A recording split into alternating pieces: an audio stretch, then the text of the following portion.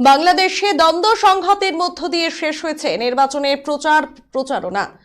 প্রধান বিরোধী দল বিএনপির নির্বাচন বর্জনের মধ্যেও সহিংসতার সংঘাত হয়েছে। এবার প্রতিদ্বন্দ্বিতা হচ্ছে মূলত আওয়ামী লীগ এবং দলটির স্বতন্ত্র প্রার্থীদের মধ্যে। নির্বাচনে থাকা জাতীয় পার্টি এবং বাম দলগুলোর সাথে সমঝোতা হলেও আসনগুলোতে রয়েছে স্বতন্ত্র প্রার্থী। ক্ষমতাসীন দলের প্রার্থীদের সাথে স্বতন্ত্রের সংঘাত হচ্ছে বেশি। নির্বাচনে অন্তত 220টি আসনে 350-র বেশি স্বতন্ত্র প্রার্থী ভোটের মাঠ দাপিয়ে বেড়াচ্ছেন। এমনও আসন আছে যেখানে নৌকার প্রার্থীর বিপরীতে 4 জন আওয়ামী লীগ নেতা স্বতন্ত্র প্রার্থী হয়েছেন। নির্বাচনী প্রচারণা শুরুর পর মাদারীপুর, ফরিদপুর, পিরোজপুর, নওগাঁ, বাগেরহাট, বরিশাল, মুন্সিগঞ্জ, যশোর এবং ঝিনাইদহ সহ দেশের বিভিন্ন আসনে নৌকা এবং স্বতন্ত্র প্রার্থীর কর্মী সমর্থকদের মধ্যে সংঘর্ষ হয়েছে।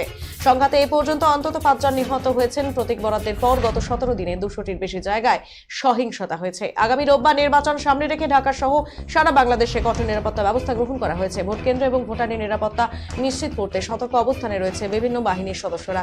যে কোনো ধরনের নাশকতা মোকাবেলা করে জনগণের নিরাপত্তা নিশ্চিত করতে বিজেপির সদস্যরা প্রস্তুত রয়েছে। সেনা এবং নৌবাহিনী, বর্ডার গার্ড বাংলাদেশ এবং আনসার সদস্য।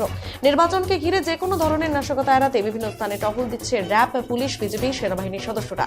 এছাড়াও নির্বাচনে আইন শৃঙ্খলা রক্ষা, ভোট কেন্দ্র এবং ব্যালট বক্সের নিরাপত্তা নিশ্চিত করা এবং ভোটদানে শৃঙ্খলা বজায় রাখতে আনসার এবং গ্রাম প্রতিরক্ষা বাহিনী 5,17,143 জন সদস্য মোতায়েন করা হয়েছে। তবে পুলিশ এরই মধ্যে সারা বাংলাদেশে অতি ঝুঁকিপূর্ণ এবং গুরুত্বপূর্ণ ভোট কেন্দ্রগুলোকে তালিকা তৈরি করে নিরাপত্তা পরিকল্পনা সাজিয়েছে।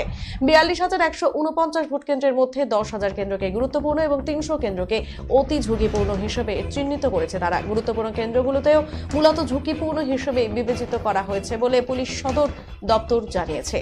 ঢাকা থেকে হাবিবুর রহমানের রিপোর্ট।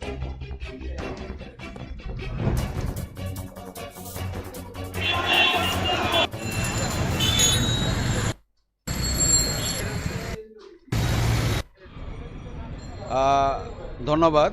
আপনারা তো জানেন আগামী 7ই জানুয়ারি অনুষ্ঠিত হতে যাচ্ছে দ্বাদশ জাতীয় সংসদ নির্বাচন।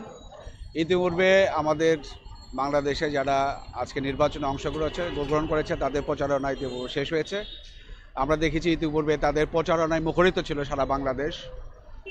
এবং এই আগামী নির্বাচনকে ঘিরে প্রশাসনের সর্বস্তরে নিরাপত্তা ব্যবস্থা নিশ্চিত করা হয়েছে।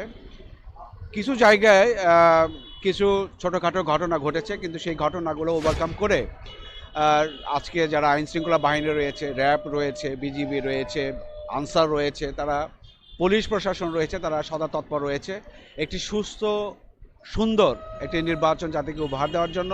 আমি আশা করছি আগামী 7 তারিখে যে নির্বাচনটা অনুষ্ঠিত হবে সেই নির্বাচনে কোনো সংঘাত হবে না।